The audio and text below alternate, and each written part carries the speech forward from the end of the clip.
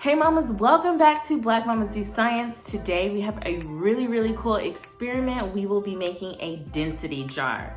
So if you've never made one before, get ready. We're gonna walk you through everything.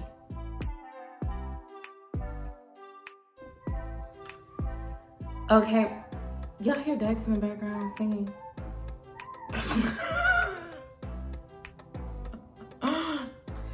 Okay mamas, these are the ingredients for our density jar. First off, our mason jars. And if you've never seen a Black Mamas Do Science video before, then you will find out that I love a mason jar. So pull out those mason jars because I love to use them in all of our experiments as much as I can.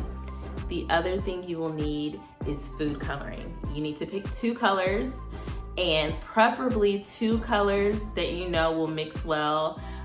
So like primary colors, red and blue, or blue and yellow. You want to pick 2 colors like that because you'll find out when we make our density jar, if you pick colors that don't mix well, it'll make it hard for you to see the experiment. The other thing that you will need is, and granted, I did not do this exactly like I'm telling you, so warning, like always, all of our experiments need to be done with parental supervision, but you can use a laminated like index card, or if you have any kind of like laminated piece of paper, you can use that. However, I did not do that. I used what I had around my house, and that's what I always promote with Black Mamas Do Science. You don't need to buy a whole bunch of stuff. You can use stuff at home to teach your kids science. And so I just used a cut up thank you card. So that's always an option. But I would definitely advise that it be like thicker paper, so not just a regular piece of paper. Otherwise you will make a mess, and you'll see I still made a mess, but you know, you just gotta clean it up. So, and keep on moving. So, and then the last thing you will need is water. So you will fill your mason jars up with water, but your water will, one mason jar will have ice cold water, and then the other mason jar, you will need to boil hot water. So the key thing here is, obviously once your water is boiled, do not go ahead and hurry up and pour it into a cup or into the mason jar, because you might burn your hands. So just let it cool off a little bit. Don't let it get room temperature though. So you want it to be hot still. And then your ice cold water, if you just do like me and Dax, I just dropped some ice cubes in there, and that really helped lower the temperature of our water. So now that we have all of our ingredients ready, now, drum roll, it's time for our experiment. Okay, mamas, so once you are ready to do your experiment, go ahead, sit down with your kids, but please watch over them because you do have hot water. And so once you are done with your kids, this was fun for Dax, although he's a little bossy and he just guided my hand. But for your cold water, go ahead and put in 1 color. For us, we use blue. And then for your hot water, go ahead and put in the other color. For us, that was red. So once you do that, you'll make sure the color is all through the water. And then you will put your cold water over to the side, but place your index card on top of the hot water. So this is a little trickery. And if you need to practice this before you do this with the hot and cold water, do it over the sink. I did, I still messed up. It happens, get a towel out, my warning. So once your index card is on top of your hot water, go ahead and flip it over on top. So you're gonna have your hand under the index card with the water, and you're gonna put it on top of your blue mason jar. When you do that, remove the index card. You will see, because our cold water is on the bottom and our hot water is on top, that the colors don't mix.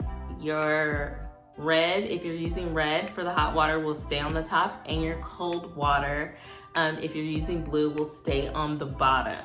So if anybody can tell us down in the comments why you think that happens, then you'll get a prize. Well, not really, but I'll give you a shout out on the next video. So let us know in the comments what you think happened. And then we are going to try this the opposite way. We are going to try this the opposite way. So the opposite way that you're gonna do this is you're gonna put your hot water on the bottom and your cold water on top. So whichever mason jar you were going to flip over, go ahead and put your index card on top of that mason jar. So since we'll be flipping over our cold water this time, put your mason jar or put your index card on top of your cold water mason jar. And then you will flip that over on top of the hot water and pull your index card out. What happens there? You see it mixing all the time. So for us, since we use blue and red, our water turned purple because, you know, that's what happens when you mix blue and red. So that's why I highly encourage you using two colors that mix well, just so you can definitely see the difference. Again, if you don't know why this happens, depending on which one you have on top, stick around. I'll explain it in a little bit. Hey mamas, don't forget to like and subscribe. We love doing videos with you, and we hope you are able to share it with somebody else that you know loves science. All right, mamas, you made it to the science behind our density jars. So if you notice that when we put our blue cold water at the bottom and our red hot water on top, that they didn't mix. Well, that is because hot water is less dense than cold water. So in hot water, the molecules are moving a lot faster, there's a lot more space in them, so they're a lot lighter, in quotation marks, than our cold water. And so that is why the colors did not mix. They stayed where they're naturally going to go. However, when we did the inverse and flipped our colors and we put our hot water that's red at the bottom and our cold water that's blue at the top, they needed to go based on their weight. So because the warm hot water was less dense, it wanted to rise to the top because it's lighter, whereas our blue cold water wanted to sink because it's heavier. And in that process, it ended up mixing the two colors. And because we used primary colors, we were able to see that it turned purple. So this is a really, really good experiment to explain to your kids about density, even about primary colors and secondary colors. And so you can explain to them different liquids depending on what state they're in, their temperature.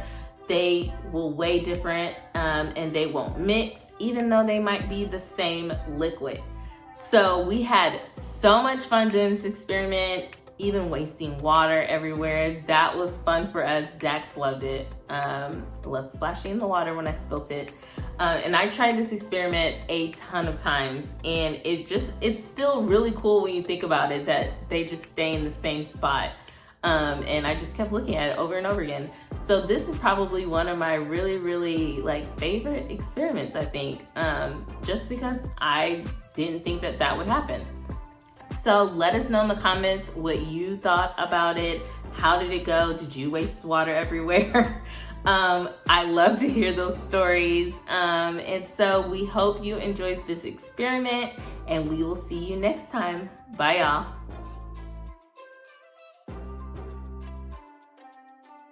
Can we talk to you, please?